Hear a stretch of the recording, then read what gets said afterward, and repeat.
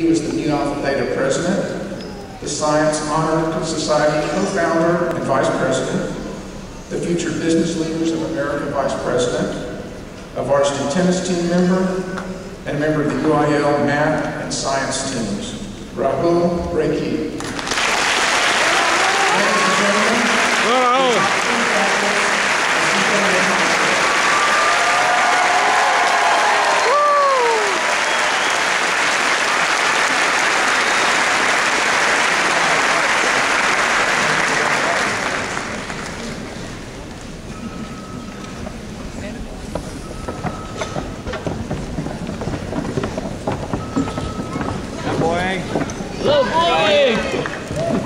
please welcome Rahul Reiki to address the class as valedictorian.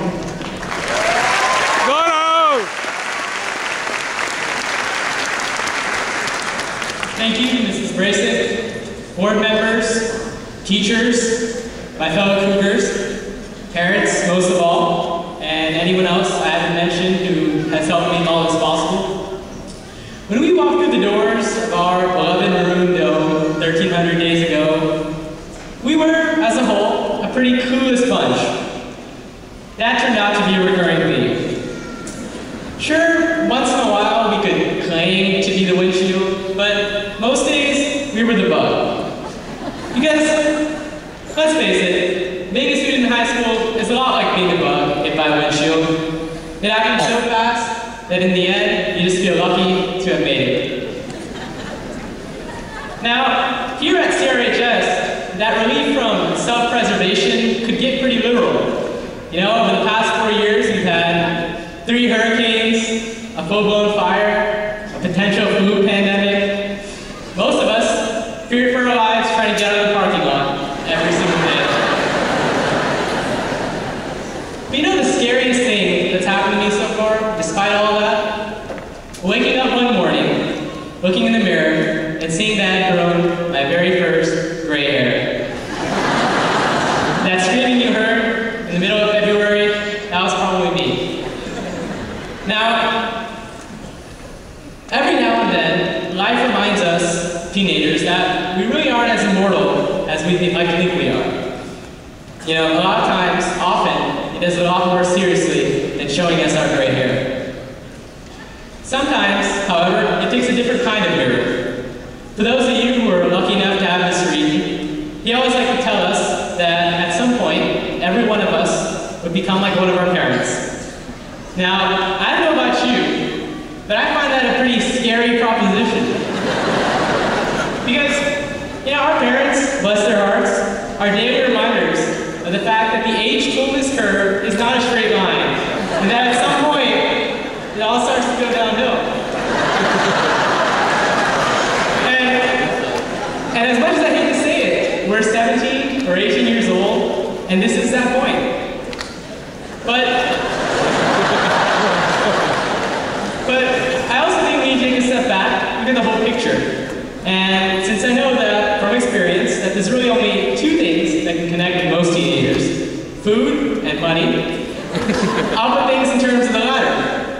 Now, recently there was a study by Salary.com which showed that if a mother were to be paid for her work as a mom, she would earn about over $140,000 every single year.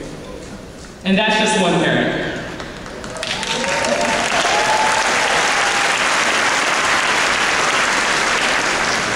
You know, I know personally that sometimes relations can become strained between a father and a son, between a mother and her child. But acknowledge that you owe them something that can't be paid back in the currency of the concrete. For no amount of worldly wealth can make up for 17 plus years of unconditional love. The debt that you owe is one of heart and soul and spirit. So whether you disagree with them or not, whether they embarrass you or not, thank them, learn from them, and be grateful for what they have given you.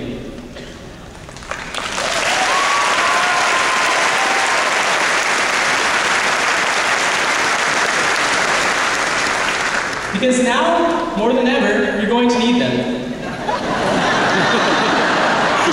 Most of us We're about to get hit again by that windshield, even harder this time, because most of us are going to college.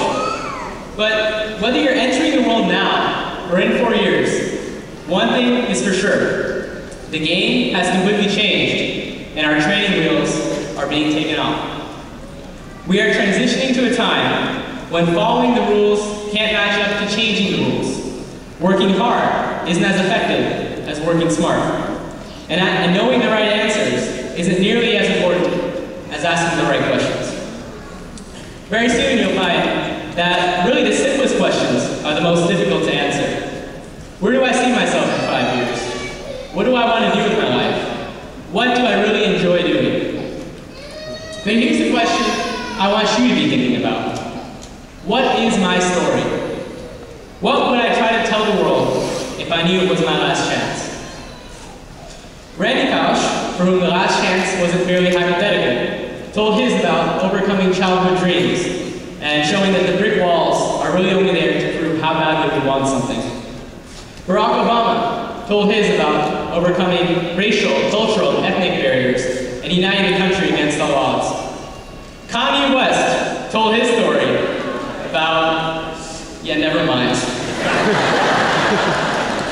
Because everybody, jocks and theater nerds, band geeks and org dorks, rich and slightly less rich, everybody has a story, and a message, and a legacy.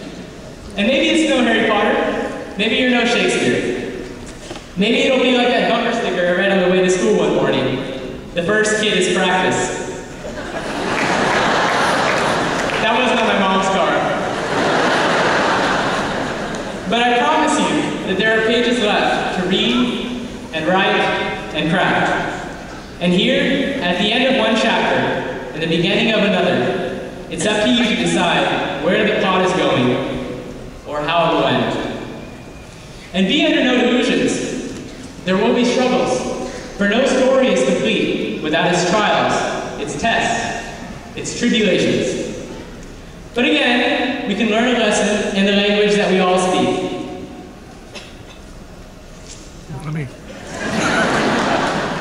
This bill will keep its value, whether I fold it in half, crumple it up, or tear it in two. So remember, it doesn't matter how many turns your life has taken, or how wrinkled you get. You're still worth just as much as you always were, whether that vending machine in your life thinks so or not. Now, a great cast is necessary in any great story, and it'll help you get through those tough times.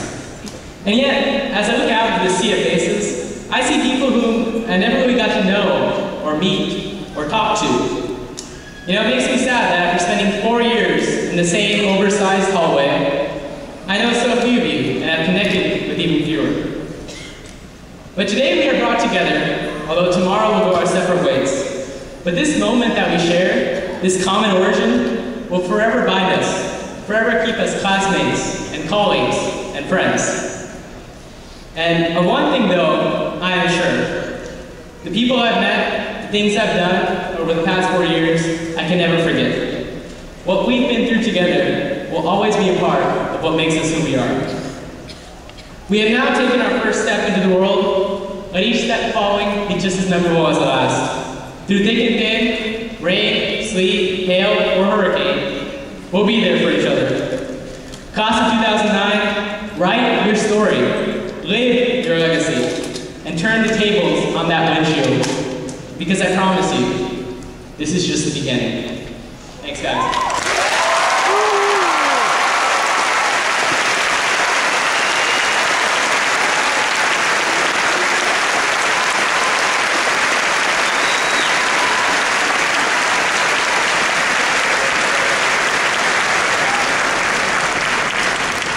At this time, I would like to present plaques to two very deserving students, Raul and Zinnia. Please come forward to receive plaques in recognition of your outstanding accomplishments as the Valedictorian and Salutatorian for the class of 2009.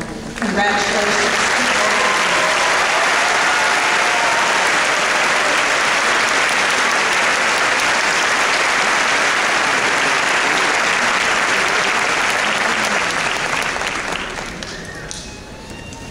You would think I'd have some pull here, but why did I have to go after that great speech from Raul?